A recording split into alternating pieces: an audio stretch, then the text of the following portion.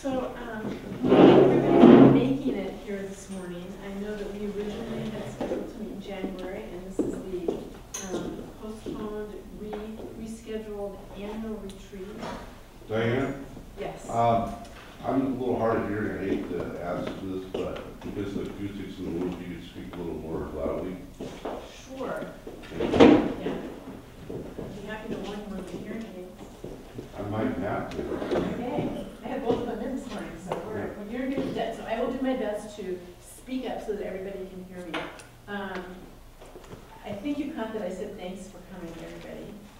Happy to have you all here. We have set up an agenda that you, I believe, have in your packets. I want to quickly review that with you as we get started.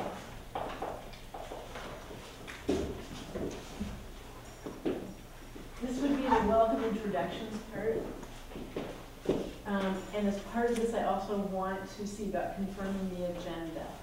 Okay? But I'd like to go through the agenda so you see what's on it, and then come back and see if there's anything else that needs to be added. Right? So, you will see on the agenda in your packet that there are times attached to these things. Those times, I would encourage you to think about them loosely.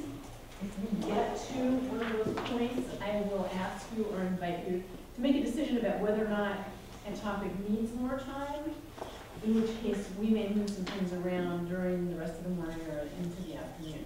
So just know that these are the things we'd like to get covered, and the time that you have on your agenda may serving as a guideline, but I'm not going to keep that to the minute.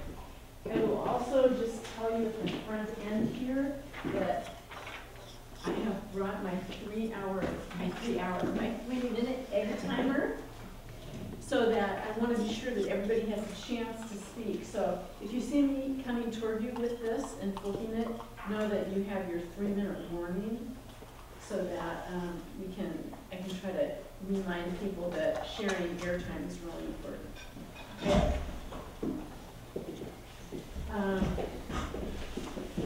We're going to spend some time doing a visioning exercise. And we'll do that in a minute, and I will come back to that in terms of the instructions for that in a minute after we get through the rest of the agenda. We're going to run through a review of the 2012 accomplishments. And then we're going to spend some time talking about the 2013 work plan. And this is intended to be a discussion and dialogue with everybody in the room. There will be brief presentations, as we've done in the past, with the intention here on really being sure that there is discussion and people have an opportunity to really talk with each other and ask questions. Then we're going to wrap up with staff, have lunch together, say thanks for coming to department heads, and we'll move into our council member session for the afternoon. The council member session, as you'll see on your detailed agenda, has a number of potential topics here. We will start with committee appointments. We'll talk about what I heard in interviews briefly, what you're willing to address with each other, council protocols, how to move the work forward, and then whatever else may be added to the agenda. So that's a brief overview of the day. I want to just remind you, as always, we have some rules of the road here. Starting and ending on time are 2 of those. Being thoughtful about your perspective, and I know for those of you who have been here before, I have used this metaphor about whether you're on the balcony or the dance floor. I want to just explain it one more time for folks who may not have been here before. You have a number of different roles that you play. When you're out on the dance floor, you're thinking about your own moods, and that's the focus. When you're up on the balcony, I'm suggesting you're thinking about the bigger picture. So there are times when I want you to pay attention to the big picture in terms of what's best for Burien, for example. rather than what your individual preferences might be on a particular instance. So for example, in a moment, we're going to, I'm going to have you take a look at the values, Burien values, and that's an exercise that I want you to do from your dance floor perspective. That's about you, yourself. It has nothing to do with how you think anybody else is looking at or thinking about those values, but that's a dance floor moment for you. Okay, any questions about balcony versus dance floor? Anybody remember this from last year? Okay. I want you to both share floor and also focus on listening to each other. And that's part of the reason that I'm here.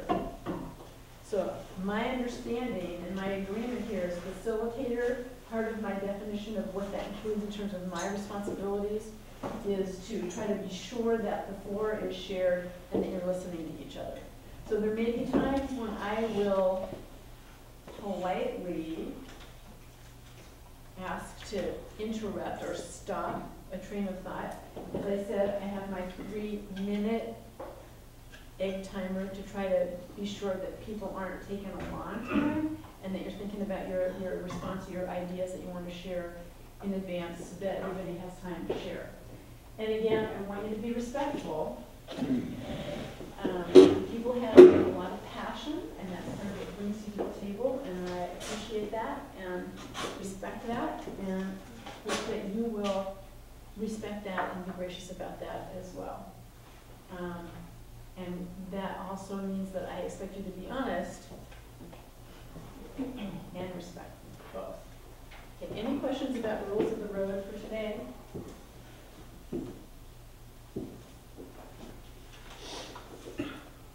Okay, so you have a rating sheet in your packet. Right? Yeah, did we already skip the agenda modification stuff? Oh, yeah, thank you.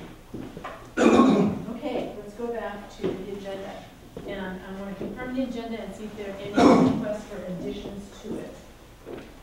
I'd like to suggest that during the review of the 2012 accomplishments, that we take a look at the notes and the items from the 2012 retreat that said they were going to pursue and evaluate how we do okay, questions? Or I'm curious about whether typically when we do additions to the agenda, there needs to be some agreement from council about whether or not that seems like a good use of time. I just want to get some sense about whether that makes sense for people on the council to do that. So if I could just get some sense of the 1 through 5 in terms of. Well, I think it makes sense so we can have something to look at as far as if we met the council's goals or not. So I think it makes sense to have something like that. Okay. I think so too. John? I'm concerned that we'll get so down in the weeds with 2012 that we won't get to 2013. So I would rather incorporate, if Bob has some particular concerns, that he incorporate them into the 2012 discussion. Okay, so here's my question and potentially suggestion, which is if what you're wanting is to go back and take a look at what came out of that for looking forward to see where we are now, is that the intent, Bob? Yeah, my intent was that the council has never formally taken a look and established what they wanted to do for 2012 and what they were able to complete. The discussion never occurred, and we've never closed the loop on that, and yet we're going to start looking for 2013. I was trying to bring closure to that process.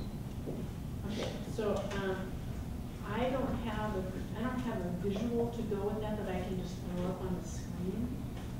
Well, I brought a copy that was attached to our meeting packets, and this item would come up. You could copy that if you want. Sure, that'd be great.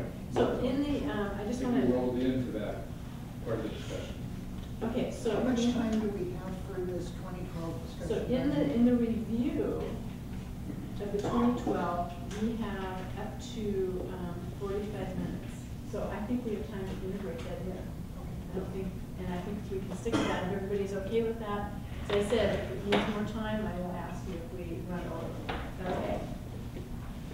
All right. Any other suggestions, requests for changes or additions to the agenda? All right. Thank you. Then, I want to direct you to your packet. And you have a 2-page document.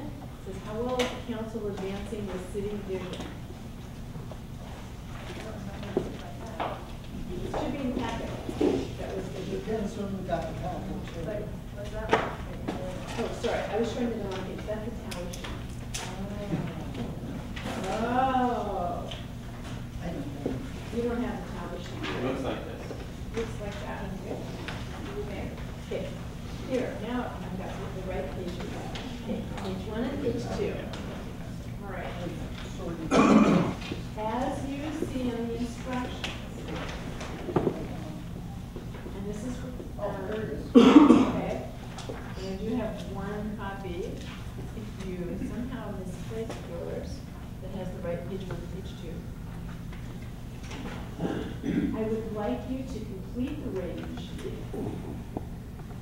And this is, this is in regard to you personally. That's how I want you to answer this. So this is not on how you think the council as a whole or anybody else that you might include in this. This is you yourself. These are your ratings. So what am I rating? Your rating, Am I genuine, stable? okay, so on a scale of 1 to 10, let's see. How do I believe that I have been advancing this particular value of being genuine? Burien residents are welcoming up their neighbors and working together between 1 and 10. You're scoring yourself. Right, so am I advocating or advancing? Because I don't know how to measure advance if I don't have any way to measure it. Okay, so the question is, as you rate your own behavior in terms of making use and being aware of this, how do you rate your behavior? Is that helpful? Any other clarifications or questions about how to make use of this? As individual council members? Individual, Council this as a is whole? you, no, this is you yourself. This is you rating yourself.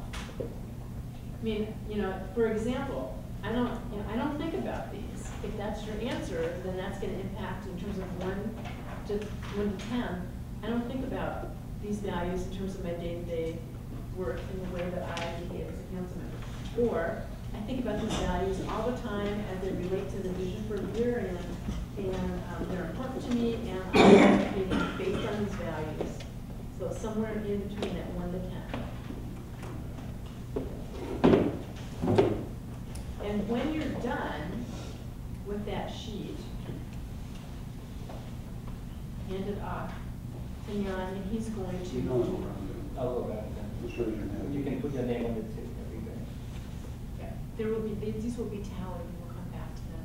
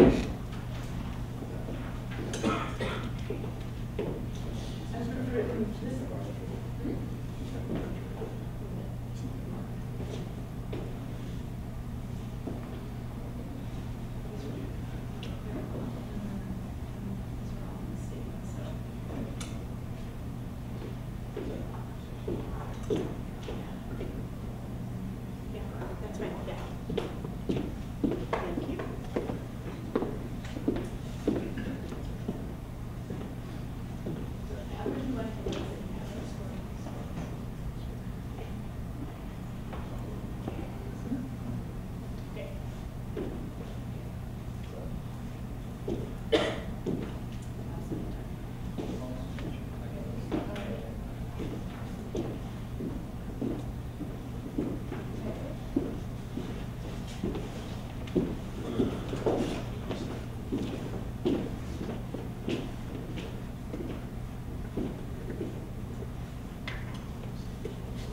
so let's move into discussion about 2012 accomplishments.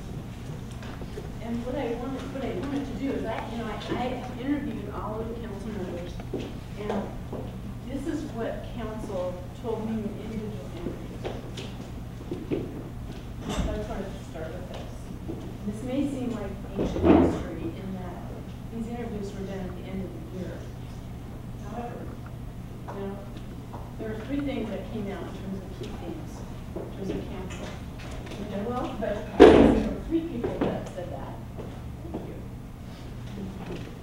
Council as a whole hasn't done much. There are very few accomplishments. 5 out of 7 of council members said that. And one direct quote was, "We showed up saying no change, even worse, it's the most dysfunctional council ever." So in asking the council about accomplishments, these are the key things that I've heard. And I just wanted to start with that, but certainly hope not when I'm home again. Okay? So we have the 2012 coming around.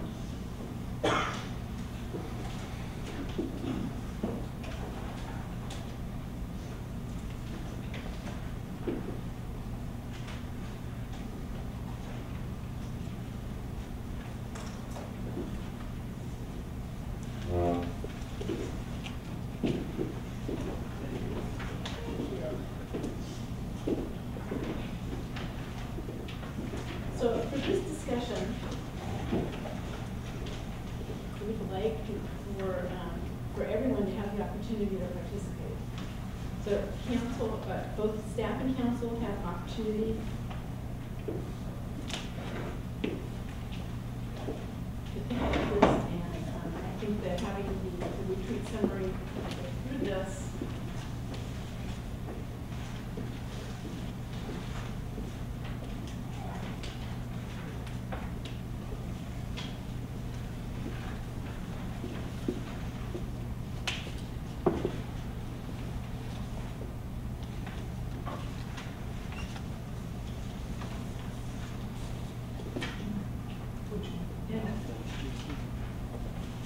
So this is the summary from last year. Now, the last year's summary, in terms of, there are a number of next steps on this. Bob, were you wanting to go through the next steps, particularly after each of these items, or did you have something else in mind? I saw it as a general conversation.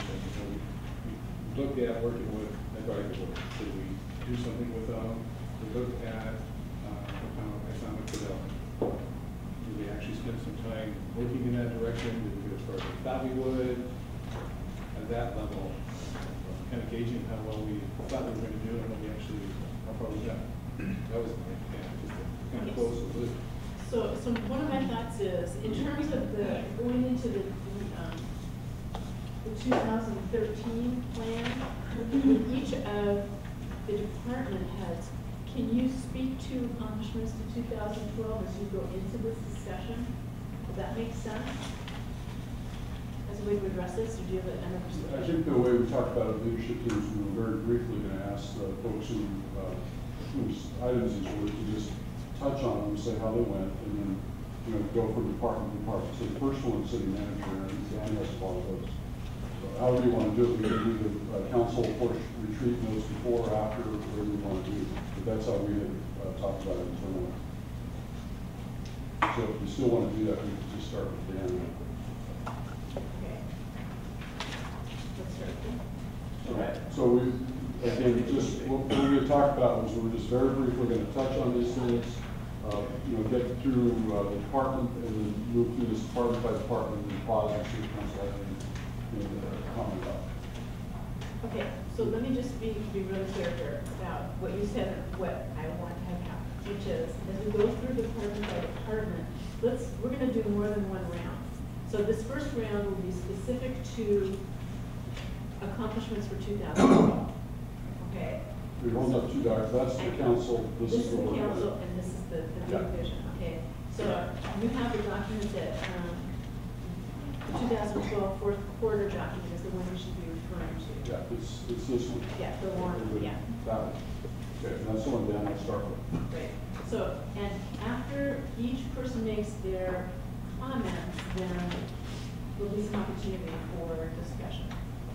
Okay, so Dan, go ahead. So just to be clear, I'm going through the retreat. No, you're going through the 2012 document? 2012. Right, ready to do that? Start with that. So just picking up some highlights from my section of the City Management Department's work plan, which are pages 1 and part 2. Advance the auto mall and strategy for First Avenue redevelopment. Those two are somewhat tied together. In 2012, our focus was really on the land and aggregating the land and having discussion with property owners there, and really just laying the groundwork for things that we can do once the infrastructure is in place. And once the infrastructure is in place, then the development cycle really starts to pick up steam. For the auto mall on First Avenue, it's kind of a two-stage thing, because anticipating the auto malls moving to the NERA, the Northeast Redevelopment Area, then there's also going to be a redevelopment opportunity on First Avenue. And so looking at that from a broader, more strategic perspective, and we did include that, the work that we've been doing and thinking about that, we did include that in our economic development strategic plan, action plan scope. So we are looking at First Avenue, and that'll be part of that. Another one that we did in 2012 was convene some ad hoc groups that had various individuals from the business community, as well as Jerry was on that in terms of council representation, to look at impediments to development. And roughly what this is are we doing anything, or do we have any codes in place that really make it more difficult, either intentionally or unintentionally, to develop things that we do want. So we took a hard look at some different topics in that category, whether it was our impact fees, or how we support people at the counter, and everything in between, and discovered that we're doing some things really well, and there are some tweaks that we could make, whether it's in our sign code or in other programs. So things that we can handle administratively, we've already indicated. Other things require litigation, are legislative action, and so we're waiting for getting that on the docket. That's 2012 on independence development. And then finally, one that you've probably heard too much about is the advancement of the town square, and considerable amount of my time, as well as other staff members, went into that effort in terms of not only trying to work with the incumbent landowner, but also, as it turned out, working with an alternative developer and accomplishing that. And a great deal of that work was done in 2012. That's my portion. Andy has a portion of the city managers. Okay. One of the things I want to highlight is the sustainable benefits. And in 2012, really our focus was twofold. First part was implementing the changes that were adopted in 2011, the primary one being adopting new medical plans. All of our employees went to a higher deductible, and we also started offering 2 new plans, high deductible health plans, which meant now we had to set up health savings accounts for our employees. We had to do all the education. It also morphed into needing to find a new flexible savings account vendor. And we worked hard that first quarter, and fortunately all that got done, and it was a very smooth transition, I think, for the employees as well. So our education program worked there. The second part of that was new program development, and as you recall, we came to you with the vacation cash out program that was adopted and implemented January 1st of this year. It also resulted in us doing an RFP for new potential vendors for our life and long-term disability programs. And the result of that was that we stuck with our same vendor, got a lower rate and a 3-year guarantee on the rate, so we were really happy with that. Let's see, the other thing I want to highlight, the Good to Great program, we did quite a bit of training, focusing on our management team, so managers, supervisors, and the leadership team, to try to continue to improve our professionalism, and that with the organization, and that's an ongoing thing. So I can stop there. The only remaining items are beyond the review or I would do. So last year, a major effort was advancing kids and cops, and council decided in June not to advance that as our work. Resolving the library issue, just recently, as you know, the outcome of that one. And then finally, soliciting grants, and I wish Neon were here, maybe we could back and talk about it. We actually spent a lot of time, we actually flew somebody up from California who was from UC Chico of all places, and who worked with a former professor of mine down there, to see if we were missing any grants. And because it felt to me like we were doing a bit sporadic, and we thought some other cities might be doing something different or better. It turned out that we were actually getting most of the grants that we were entitled to. And so we worked on this for a long time with a lot of focus. And at the end of the day, we felt, and this potentially could have suggested that we actually hire somebody to do nothing but solicit grants. And we decided not to do that. There's only one city that we know of that does that, that's Shoreline. And I had actually spoken with her personally, Angie and I had gone up and found that we really felt comfortable that we were getting everything we were supposed to get. We may miss some, but not much. So that was it for the city managers. Comments or questions about 2012? Discussion? I'll How are we going to incorporate in the 2013 plan the delay on the northeast redevelopment area due to the Normandy Park? public works director might have an answer for that. Are we going to incorporate the delays?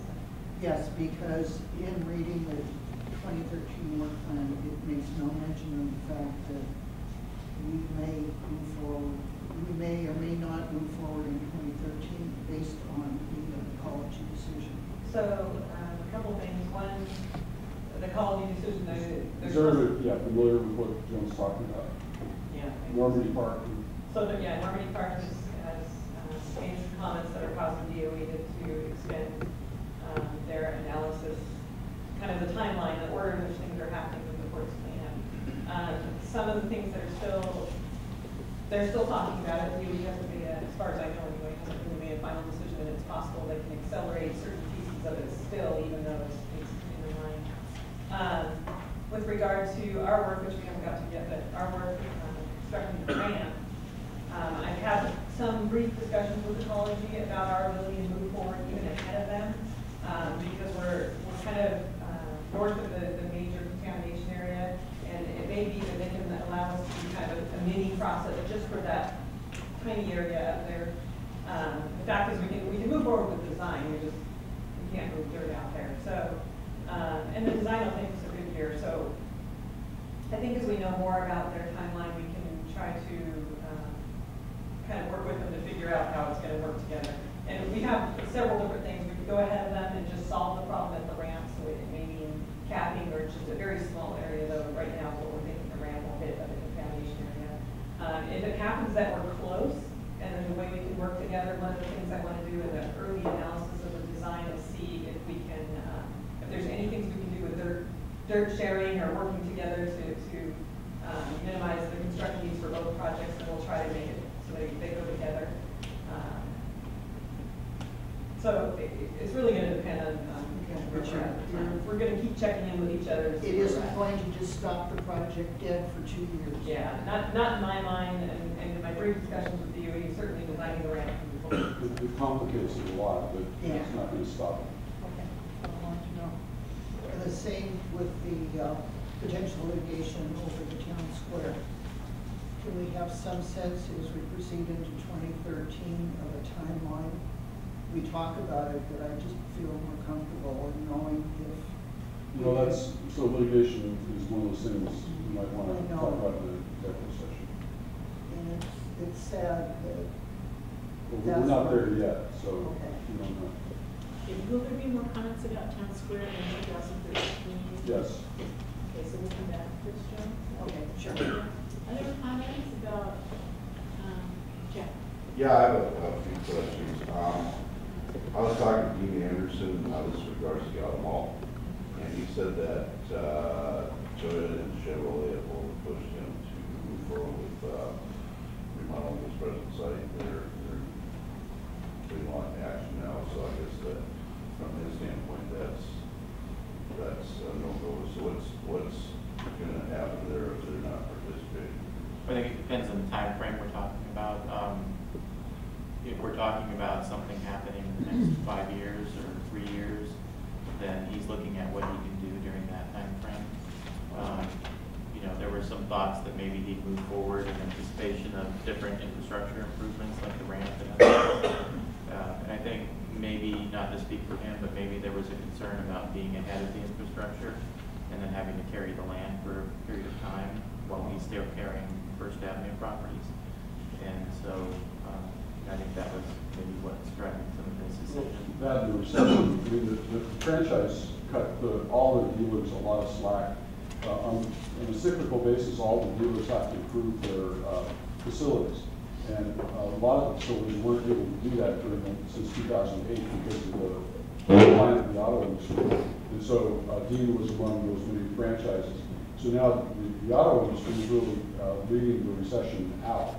And so the regional managers are looking at their franchise saying, now you've got to build your, we've given you waivers on building this stuff, now you've got to step up and do it. And that's part of the urgency that he's doing right now. But as Dan said, he is very interested in this, not just this 5-year cycle. Yeah. The other thing you talked about impediments to development. Have you explored the possibility of maybe listing how much easier it is to get Burien versus other cities, and using that as a incentive with sales vote? I don't know how we could do that comparatively. We did talk about maybe promoting some of our processes better internally. And I think we are actually working on some brochures and other things that really are more graphic oriented and how people go through the process. I just saw from the building department one of those recently, and it looked like it was a pretty good piece. And I think that those type of efforts, showing how quick we can process something, doing more things on the counter, as well as the electronic filing that we're going to be doing soon, are going to be things that will speed things up. In terms of doing comparative analysis, I mean, we can try to do something like that, but that's not, that would be something that's always a moving target because other cities are always changing, so we always constantly have to be surveying. And some of them are really qualitative. You know, they could be opinions of developers rather than actual processing time. And then are the processing times equivalent, because not all of our permits are equivalent. So I think some of it's subjective. So I think the feedback that we got though from the impediments group was pretty much saying that we're doing a good job on that front. They're appreciative of the professionalism of the staff. They're appreciative of the kind of attention they get at the counter. They give us some pointers about other things in other cities that they do like, and so maybe we can incorporate some. Yeah, well, when talking to citizens, it's either hero or goat status on committing, and I hear more hero comment than goat. In fact, very little goat, so I just want to highlight that. But in talking to people about problems they have in other cities, it's more of a goat thing. They're unhappy about that, and I thought that would be something to explore as a civil point. So I just want to highlight that possibility for that. Angie, is there a tuition incentive program in place for our employees? Yes, and that has been in place before I came, so at least 5 years ago. Okay, and how well is that utilized? hasn't been used at all. It's really, there's a few things that come into play. One of the criteria is that it's subject to budget allocation, and I haven't had, you know, actually there was one public works employee who looked into it, but then I don't think his personal life allowed him to pursue what he wanted to, now that I think about it. So I did ask. The other thing that we have, though, is our budget does include a training budget for each employee, and we track that each year and report on city managers, report on professional development. I don't recall when we first seeing a light on for positions and programs. So anyway, that's why I brought it up, and I think it's important that all employees have an opportunity for their new skills. It's also an incentive, I think, to stay here. So hopefully we can promote that. Ready to move to the next? Yeah. Okay, so legal next? We're going to pass by Craig. Or I can just touch on that. All right. Craig's on vacation. He's talking to you all about Craig Newton. In 2012, we settled First Avenue. He's done a lot of work with the code enforcement with Jim. Cynthia Shafter, you don't see a lot, has been really helpful in all this. And actually, we went from half-time to full-time for the beginning of the year, I think. Was it last year or two? Anyway, it effectively 2 years ago with the annexation, that's right. So it effectively increased our code enforcement. Jim used to do a lot of administrative stuff at City Napa, so that's been very helpful. And as far as the municipal code, criminal and traffic council adopted those, so that was complete, and he's continuing to work on the the Comcast franchise, which was extended for a year. I'll come back to you probably in September. So Craig, we're here to probably tell you something in addition to that, so I know. Okay. Comments or questions about 2012 accomplishments regarding the appraisal? Okay. One question. Great. Tell me about the West Market deal, It's an appeal having to do with attorney fees. And attorney fees, Right, okay, and because the 14 million settlement got Yeah. paid out, didn't it? it did, and WCIA paid it, we didn't, and Yeah. likewise, the attorney's fees would likewise be paid in the WCIA. We have like an aggregate amount of insurance, and we haven't reached that cap. So we're concerned about it from a public policy perspective, but from a financial perspective, it's not an issue for us. Because I saw a comment, I think, in the econ blog, that we're back to worrying about, I'll go to teach you to read the law. Totally. but again, totally it's out in the erroneous. community that the settlement isn't closed to it. I just want to make it very clear somehow to our community what this action item is in our work plan. Yeah, no, it's, it has no, it's totally unrelated. And we're totally insured, and it's not threatening our finances, and we haven't done anything different. The owner of the project made a lot of money off suing the city of Burien, and they continue to be pretty aggressive about trying to milk that, in this case for attorney's fees. And WCIA, our insurer, continues to be pretty adamant that they don't get problems. Is that permit still open? It's a different one. Well, go ahead. Yes. Yes. It's open, and we have just issued a query permit to begin work on this. Okay. Yeah, Craig isn't here, so I can't inquire about this, but I do want to mention that the highest number of complaints I received from citizens regards code enforcement, and basically it's desire that our code enforcement policies and actions be more proactive. So I just want to articulate what I'm hearing from the citizens. Is this related specifically to 2012 accomplishments? Yeah. Code enforcement. Okay. Yeah. All right. Any other discussion around that? Any other comments? Going to move on to finance. Okay. Vivian? One of the items that's still in process. On page 9 is creating a plan for financial stability. As you're aware, during the 2013 and 14 budget process, we identified a structural deficit. We have made some adjustments to address that. On the expenditure side, we reduced some positions, we reduced the cost of employees benefits that Angie addressed. We're still looking at the revenue side.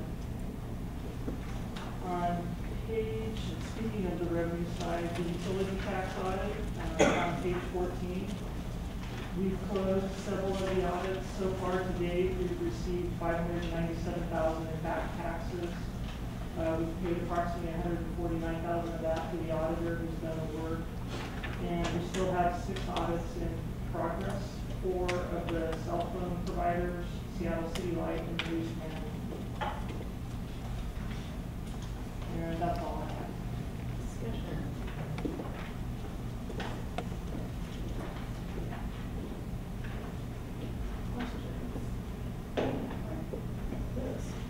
How much of a problem is it with these different utilities when they're crossing city boundary lines? So like, for instance, we have a zip code 9166 in Burien.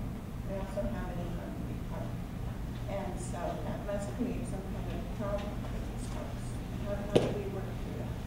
It does create some problem. I mean, we send them, they identify things by geocodes, and I'm not an expert on that, but they have their boundaries based on geocodes.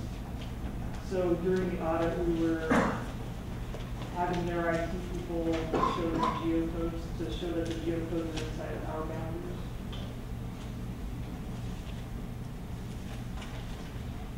What else?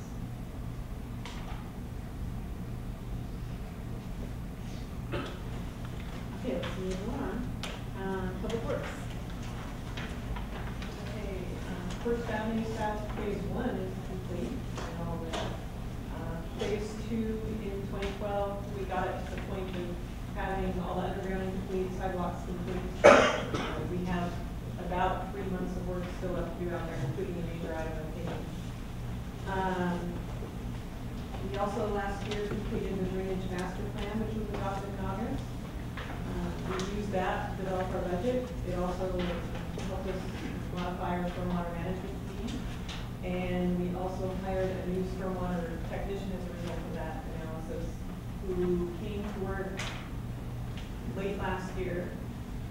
And he has been working on a variety of things, mostly focused on the NPDES requirements and working on our reporting and tracking all the things we need to track for that. But also, he's been handling a lot of the kind of day-to-day citizen issues with stormwater, and I've actually received some really good feedback about him recently from the citizens.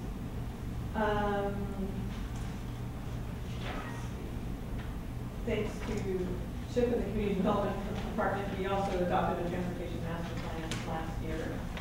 And I've had lots of inquiries about the type of master plan we adopted and how we use the layered concept with pedestrians and buses and the way we look at it now is a whole. So that's been kind of fun. NERA, so for our department on NERA, our focus was, last year our focus was getting funding, and we were, with a lot of hard work and also a lot of luck, I think, we were able to get a handful of grants and funds. So before the end of last year, we secured the funds for the ramp design, including $250,000 from the state, as well as $1.6 million in federal funds for that. We also got, for the drainage work, and the focus of the drainage work right now is in the NERA north of 518. We got $1 million in Department of Ecology funds and also $3.5 million from the Public Works Board. So, and right at the end of the year, the end of this year, we began to get those funds all contracted for. So, lots of exciting things for the coming year on that. In the maintenance crew, we focused a little bit on trying to bring some more work in from King County, but most specifically the snow and ice management. So we bought a sprayer for one of the trucks, and we're prepared to do all of that right now, although we've had a pretty lucky year in the snow and ice department. So we'll be ready for next year, I would say at this point. I think we're probably pretty clear of that. So I think those are the big ones for this personal development for us. Discussion? Questions? separate drainage master plan for Mira? How is it incorporated into the overall drainage master plan? Yes, so our first step in NERA, and part of it was kind of a requirement of the grant, it's also working with the courts to do a mini master drainage plan for NERA. So we'll talk about that in the 2013 plan, but yes. Other comments, questions? Moving right along, then, community development. All right, today it's a two-fer day. Dave and I are going to split the presentation on this. I'm going to focus on the current planning side, or zoning, and David is going to focus on the long-range planning side. Last year, the work program was pretty much clean up and fix up from the previous year in terms of current planning on zoning. At the top of page 23, the streamline development codes and eliminate outdated language. We completed quite a bit of work in that regard. Title 14, SEPA, was updated and cleaned up. We completed the merger of Title 18, which was the interim zoning code, and rolled it all into Title 19. We revised the zoning review process, the criteria, and also completed a short cycle of zoning code amendments. We also participated in the impediments development process discussions, and there will be more coming up on that in the 2013 timeline on items that we've worked out that are going to address that. Our primary current planning focus last year was on the development process and permit processing, given the size of our staff. We began to notice an uptick in permitting activities over the course, over 2011 as we ended the year. We're seeing a recovery of construction permits. They were up over 7% over the previous year. Land use applications were up 10% over 2011. And over the last 2 quarters of 2012, we noticed a 25% increase in pre-application meetings. And that is pretty much a bellwether for us of coming developments, permits that are going to be issued down the road. Pre-application meetings usually precede by 6 to 9 months the actual application of a development permit. So we're pretty encouraged by that, and we have some items coming up in the 2013 work program that are going to address that uptick that we're seeing.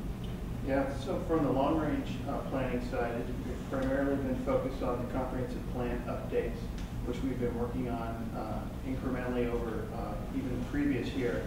I think the major work that we've done along with the Planning Commission's help is to look at the North Burien land use designations and zoning, which was a pretty extensive process.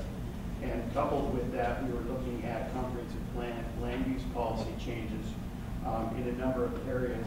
First is the land use designation criteria that goes in conjunction with the North Burien efforts.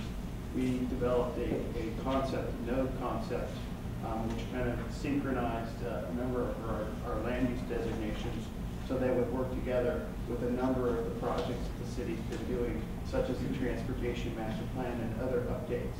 And so we've been able to kind of use that work and make it aligned with land use decisions as well. So we've also have been incorporating the best available science requirements, and this is all part of required updates to our comprehensive plan that's required by the Growth Management Act. And so we've got an early start, and we're working through that to meet those required, to meet the updates that are required by the state. While we've been doing that, we've also been taking a hard look at the plan and looking to streamline and make our plan a little bit more direct. There's a lot of items in there that may not necessarily apply today, so we're kind of putting it on a diet, as we say. In addition to that, last year one of the accomplishments is that we incorporated historic preservation goals and policies, and also got the historic preservation ordinance adopted as well. So what we've been doing more from a long-range perspective. And I'll note that, in our comment, that a number of these items say, item moved to first quarter 2013 to accommodate council direction and more public involvement, so I did notice that. Other comments, those questions for Chip and David?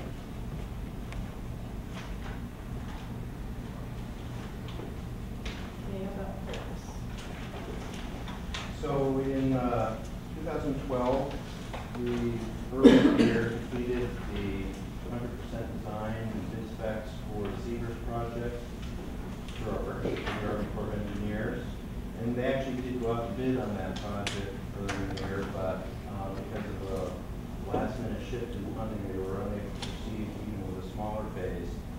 So we commenced, a concerted effort to line up some additional funding through the state, and things are looking very good with that.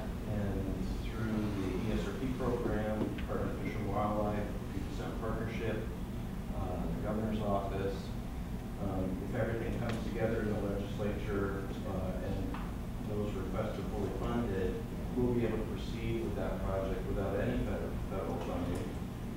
The feds are also continuing to work on lining up some core funding to contribute. If they're successful with that, the state agencies would adjust back to adjust for how much they come to the table with that. But we still anticipate that it would be the Corps taking the lead as the project management for actually doing the project. We'll know in the next couple of months the legislature funds this fully, and be getting started later this summer. I just want to thank you and Steve for your aggressive approach at a statewide level. It's made such a difference in the partnerships that you and Steve have developed in order to get lined up to be as competitive with any other project going on in Puget Sound. And without that commitment, we never would have gotten to the place where we are today. This is a statewide Puget Sound partnership project that's ranking third among all Puget Sound restoration projects. So you and Steve have just been remarkable in reaching out and making this a success. I think it's also notable that, this strategy totally discards the strategy of pursuing funding through the Corps, who have been horrible.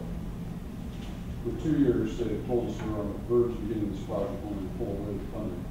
And there's no other way to put it. They have not been good partners in this. And the only reason that we're continuing to stick with them at this point in this project is because they've got all the permits. And were it not for that, we would much prefer to work with the state, not the feds. We're very disappointed in the way that's gone, and there's no good reason that it went the way it went. And so we're not happy about that. But you're right. I think the statewide effort is going to do. And as far as the core projects, I don't think it's the district that's getting in our way. I think this is a federal choice that we're being evaluated against national projects. Yeah, but and nevertheless, the East Coast gets the bulk of the money.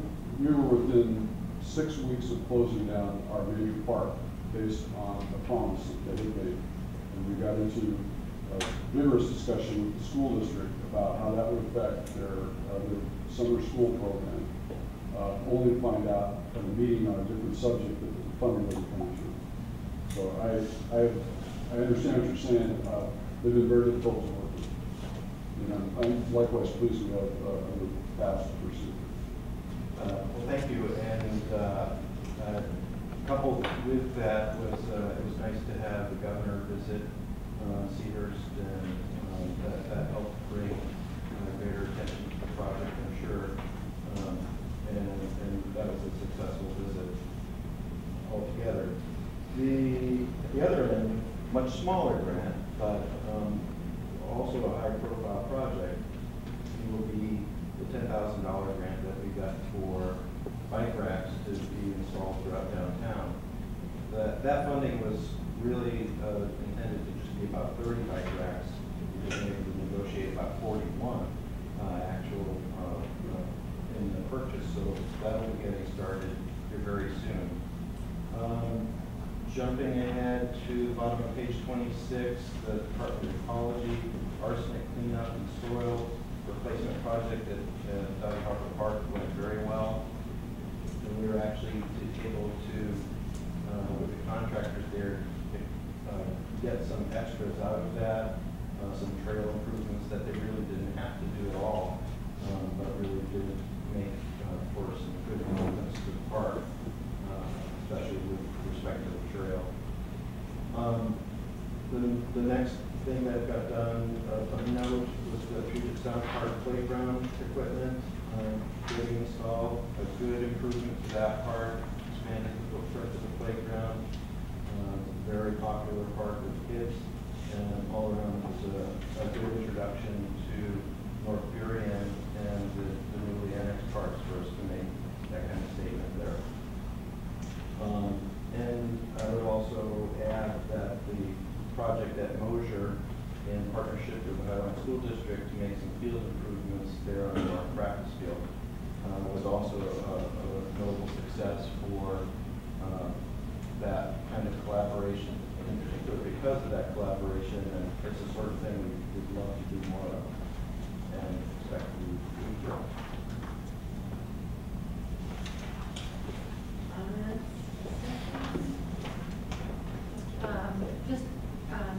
It shows implement new North Burien summer youth recreation program. How's that going? It's on page 28. That's going well. We have some active programs. I'm sorry, I could have brought with me a full scope. I met with the superintendent last week and laid out for her the variety of different programs that we got going on in the different schools. And she was very impressed to hear to the kind of support and commitment that the city is making to a variety of programs that at a number of different schools, including these. Thank you. Any comments? Additional questions? Again, here we see that some of these items have been carried over to 2013, 2014, so you can move on some of these again.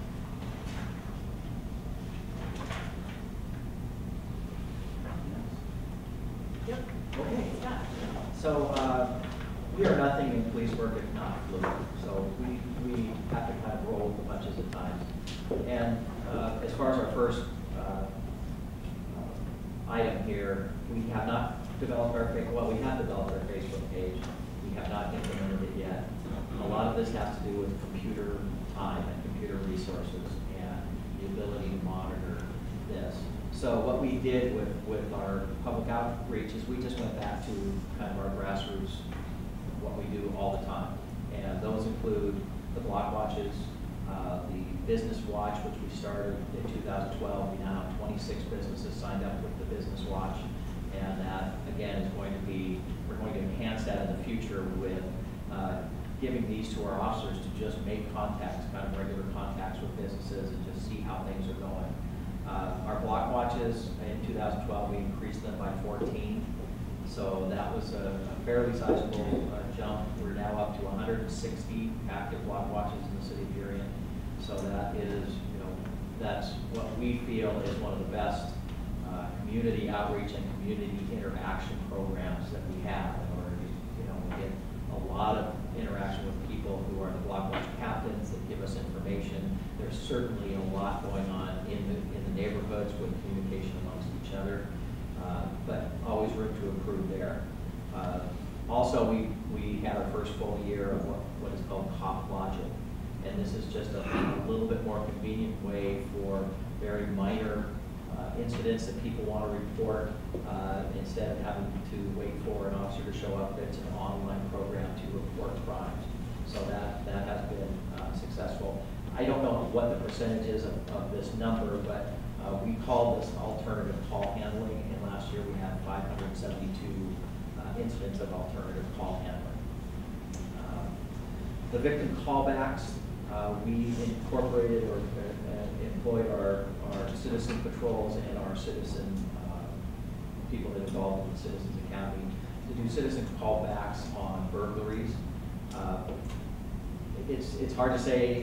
What we're getting basically is an overwhelming response that they like this, they want, you know, that kind of contact. As most people know, in burglaries, you have solvability factors or you don't.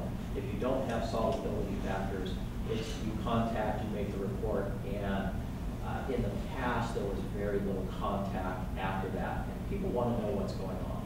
And even if it's somebody just calling back and saying, we've got your report, we know that, you know, what happened, and we don't have anything right now that we can look at as trying to solve this, but if you have any questions. So that has been also very well received. One of the things that we didn't bring, or I hadn't looked at before I came here, was our citizen survey that we do as a city. And, you know, every year that seems to improve, at least stay the same, and generally it's a very high response from the community about how the police are dealing with issues in the community. Last year, we had kind of a new high as far as contacts. We had 23,000 contacts that our officers made last year. So to have a good response from that, to me, it says that these officers are doing what they're supposed to be doing in the contact. They are engaged in the community. Where, you know, we have very few complaints coming in, and so that's a really good sign for us and something that we strive for. Probably our biggest issue last year was the library, the issues that occurred at the library, and how are we going to solve that. The Burien Library is the busiest library in the King County library system by far. And with the proximity of the school and the after school and kids coming over, we were seeing a lot of issues there.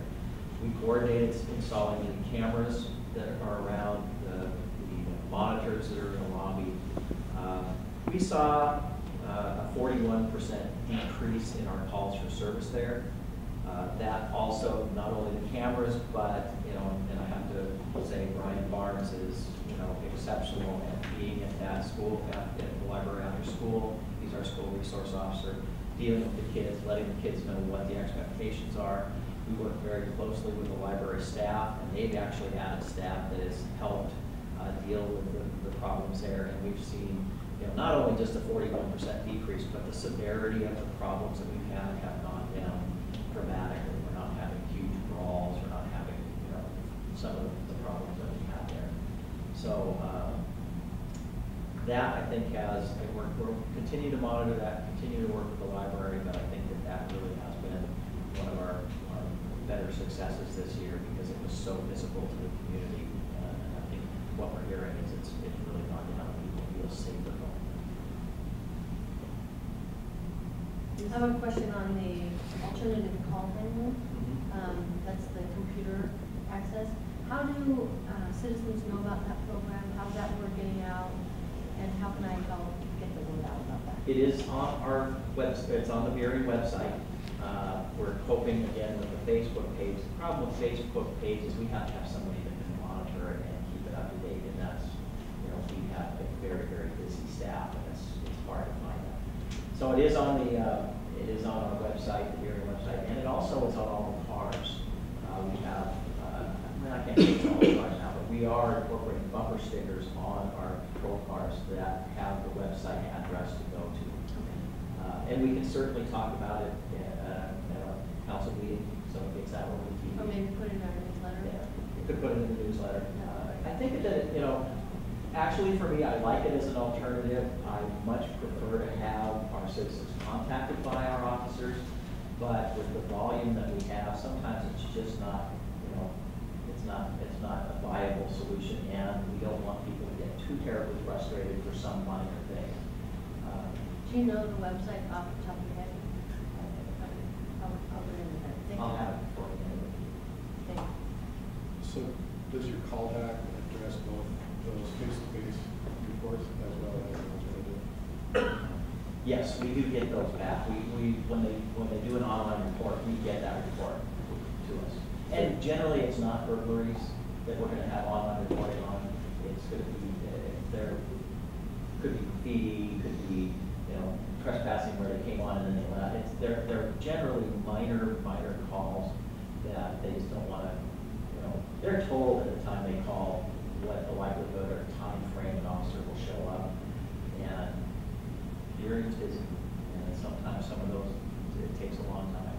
So if there's follow-up, then if you call in and leave a message, follow up appropriately, Right. takes place, and they'll be called back. Right, right. Jack? Um, Wait a minute, Jack and then John. This is kind of follow-up to Lucy's question. What website is on is that the Burien Sheriff's Department website or something? It's our link to, on the Burien website, on the city website, we have our link to the police department, and it's on there.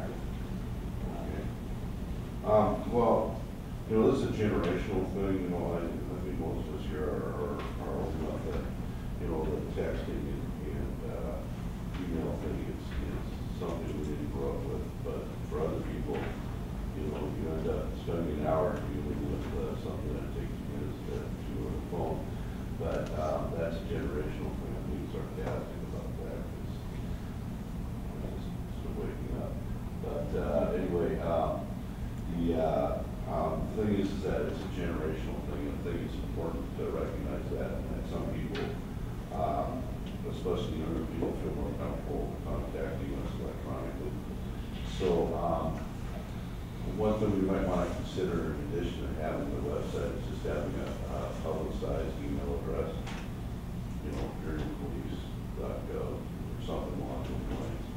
I think that would make it a lot easier for people to contact us along those lines. Also, I'm curious what is happening with the initiative to allow texting for 911 calls. That, I don't know. I can find out, and I can get back to you on Is that that. on 2013 or 2012? Well, I understand it was something that the sheriff's office is working on in 2012. I was curious what the status was on that. That would be through the communication center, and I can find out. Okay. The other thing is that as far as police, the biggest number of complaints I hear from citizens, concerns of trends, et cetera. I know that's a joint purview with the transit police. So, are there any programs in place that you've implemented to help address some of those issues? Glad you asked that. That is on the 2013 work plan, so we Okay, so we'll come, let's swing back around. Yeah, we can get to that, but yes. Okay. All right, great. John? You did a community outreach, I think it was in 2011, Rose and I attended, there were 150 citizens there, getting information about how to work with the police under suspicious circumstances. And I think that was kind of the genesis of the online. And the thing that impressed me most was if you see two kids during school time sitting on a corner watching the neighborhood, that could generate an online report, and that you would see some patterns. The question that the community asked is, why is a patrol car not cruising my neighborhood? And the comment that you all made was, that's the worst thing you can do, because then they move someplace else where they know the car isn't. I'm hoping you're going to do more of that in 2013. I think they should be televised and put on Channel 21. It is a very effective exchange among the community and your officers, and the good feelings that generated was one of the most positive things I've seen. And I don't know if you did it in 2012, but I was so impressed with the quality of your officers' comments. We've done a number of those types. We did one that focused on gangs. That's right. Yeah, we did another one that one you're talking about. A lot of what we do, again, some of our community outreach, we just started our CERT program, started last Thursday. Next Wednesday starts our Citizens Academy program. So we have another Citizens Academy coming through. So those are, I'm trying to remember how many we've done, 50 or 60 of those. So again, that's getting out to the community, and in those we explain the exact same things that we're talking about. I'd like to see more of that incorporated into TV 21. Okay, so that's a suggestion for 2013. Other comments, questions? Chair? I'd like to just add a comment that I think the police department's been doing a great job with the increased calls. One of the things that I've picked up in reading different things is that when people feel more confident in their police department, they're more likely to call. And the increase in calls is in a large part due to satisfaction with the job that you're doing. The one concern I have about things like the alternative call handling is that, and you address that, is that it sometimes becomes a substitute for actual police service, like you see in Seattle, where many crimes, an officer never responds at all. I've had lots of personal experience and stories from clients about break-ins and burglaries and car prowls and car thefts, and in the city of Seattle, very often they'll tell you, well, we just don't send a police officer down on those reports. And I like the fact that the city of Burien takes everything seriously.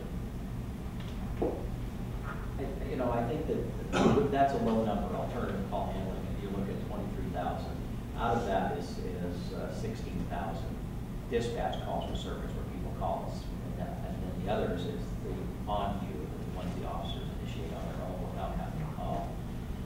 572 is a pretty low number. So I think it's a good alternative for some people. If there is something that is in progress when we call the dispatch center, they will never do an alternative call on that. They will say we'll dispatch somebody out. So there is a criteria for that. The online reporting, again, has been extremely minor. I just want to say I'm happy with your handling everything. Comments? Going on. Okay, before we move into 2013 explicitly, I just want to give you a moment to thumb through the annual retreat from 2012 to see if there are any other questions that anyone has that you'd like to ask. So I have a question on the diversity community outreach. Have we done anything in 2012 about that? And on the 2013 work program? This is on the 2013 work program. This is one of those kind of million-dollar type question. We want to outreach to the community, but we also want to engage them as well. Right, so if it's on the 2013 program, that's what I'm Okay. Anything else? For the 2012 summary comments. We'll be sure that we've been thorough.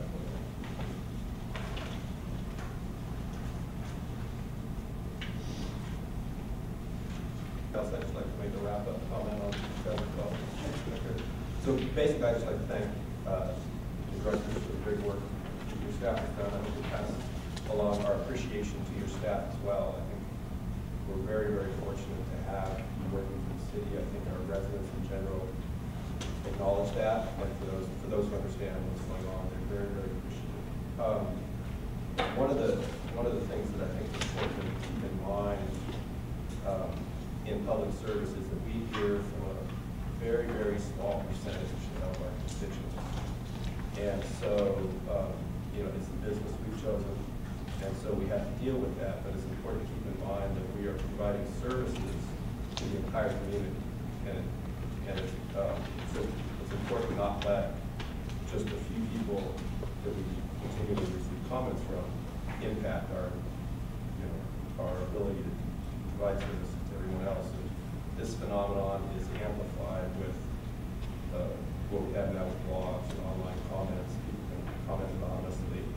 And so I know it's tough for people to deal with this phenomenon a lot of times, but it's important to keep in mind that it's just a very, very small percentage of people that we're hearing from. And so I just wanted to make a general comment about that. I know it's something that I know a lot of people who work in public service or in any public capacity are kind of trying to come to grips with how to deal with just hearing from these small groups of people, often anonymous people who don't identify themselves.